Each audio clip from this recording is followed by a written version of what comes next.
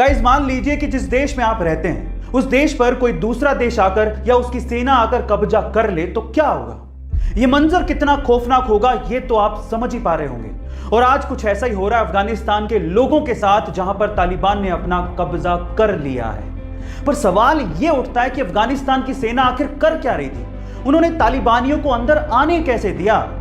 इस पूरे घटनाक्रम से मुझे एक बात तो समझ में आती है कि किसी देश की आंतरिक सुरक्षा के लिए उसकी आर्मी का मजबूत होना कितना ज्यादा जरूरी है। इसलिए कहता हूं कि सबसे पहले हमें अपनी देश की सेना को धन्यवाद देना चाहिए, जिसका जवान देश की सुरक्षा करने के लिए सरहदों पर सीना तान कर खड़ा हुआ है। जय हिंद की सेना। टोक्यो ओलंपिक में नीरज चोपड़ा के गोल्ड मेडल जीतने पर 18 साल बाद हमें इंडियन नेशनल एंथम ओलंपिक में सुनने का सौभाग्य प्राप्त हुआ। लेकिन सवाल यह है कि नेशनल एंथम की शुरुआत सबसे पहले किसने की। चलिए मैं आपको बताता हूं। सबसे पहले नेशनल एंथम की शुरुआत करने वाला देश था जापान। लेकिन मैं आपकी जानकारी के लिए आपको बता दूं कि ग्रीस ऐसा देश है जिसका नेशनल एंथम सबसे लंबा है। युगांडा ऐसा देश है जिसका नेशनल एंथम सबसे छोटा है। लेकिन साइप्रस ऐसा देश है जिसका नेशनल एंथम है ही नहीं। पर इंडिया, इसका नेशनल एंथम सबसे निराला है। मंदिर में चढ़ाए गए फूल अगले दिन कचरे में फेंक दिए जाते हैं, लेकिन किसी के लिए वो कचरा है तो किसी के लिए बिजनेस का आइडिया।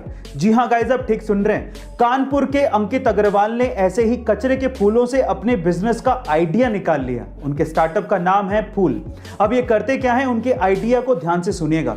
सबसे पहले तो मंदिर में चढ़ाए गए फूल जो कि अगले दिन कचरे में फेंक दिए जाते हैं, उनको ये लोग इकट्ठा करते हैं और उसके बाद उन्हें प्रोसेस करने के बाद बहुत अच्छी क्वालिटी की अगरबत्ती और धूप बत्ती बनाई जाती है। अब ये आइडिया इतना फैंटास्टिक क्यों है? क्योंकि ये दो सॉल्यूशन देता है। पहला तो फूलों का कचरा कम हो गया है और दूसरा उसी से ही एम्प्लॉयमेंट जनरेट हो रहा है। भारत ने अभी तक टोक्यो ओलंपिक में 2 ही मेडल अपने नाम किए हैं, जिसमें से एक है सिल्वर और दूसरा है ब्रॉन्ज।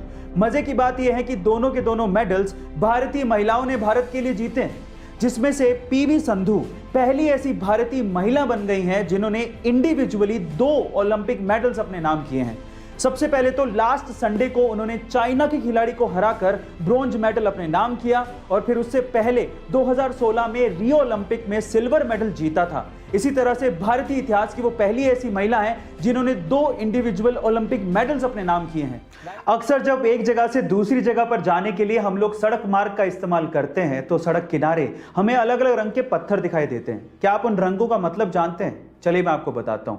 देखिए, अगर आपको पीले रंग का पत्थर दिखे तो इसका मतलब वो नेशनल हाईवे है और वो सेंट्रल गवर्नमेंट के अधीन आता है।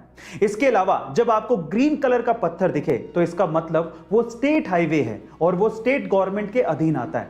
जब काले रंग का पत्थर दिखे तो आप बड़े शहर या जिले में एंटर कर चुके हैं और जब आपको लाल रंग का पत्थर दिखे तो इसका मतलब यह है कि वो सड़क प्रधानमंत्री ग्रामीण सड़क योजना के तहत बनाई गई है और आप किसी गांव की तरफ बढ़ रहे हैं। गाइस, क्या आपको इसके पहले तक ये इंटरेस्टिंग इंफॉर्मेशन पता थी? कमेंट सेक्शन में जरूर लिखेगा और ऐसे अमेजिंग वीडियोस के लिए शेयर, सब्सक्राइब एंड लाइक। मिलते हैं अगली वीडियो में।